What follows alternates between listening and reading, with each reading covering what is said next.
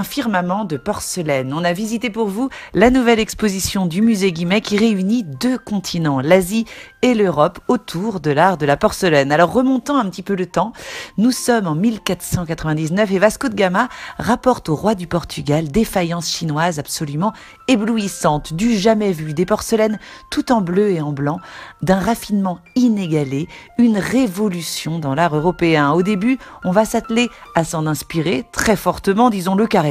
Nous allons tout faire pour les copier. Puis viendra le temps de la maîtrise technique et de la maîtrise artistique aussi. Ce sera la naissance des fabuleuses porcelaines de Delft aux Pays-Bas ou de la faïence de Nevers en Bourgogne, sans oublier les céramiques de Sèvres, elles aussi largement inspirées de ces créations chinoises. Ici, des pièces d'exception sont exposées par centaines, nous révélant les ponts, les similitudes, les émancipations artistiques et culturelles de part et d'autre du globe autour de ces objets d'exception destinés à orner les intérieurs tout en gardant un caractère utilitaire. La porcelaine devient une véritable obsession, synonyme de qualité et de luxe, un trésor réservé à l'élite, aux souverains, aux collectionneurs, qui finit même par prendre la place des muses des artistes, devenant le sujet à part entière de peintures que l'on pourra d'ailleurs admirer ici. Alors sur les tables, dans les tableaux, on vient de le dire, mais aussi sur les plafonds. Oui, nous parlons toujours de la porcelaine. Ici, le musée Guimet nous éblouit en installant dans ses murs le plafond en pyramidion du salon de l'ambassade de France à Lisbonne,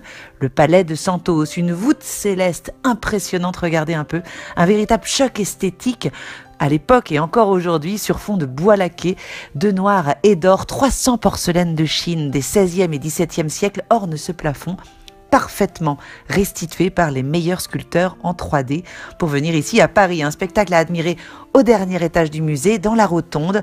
Impressionnant, poétique, enivrant. On pourrait rester des heures ici à admirer ce ciel étoilé de porcelaine lumineuse.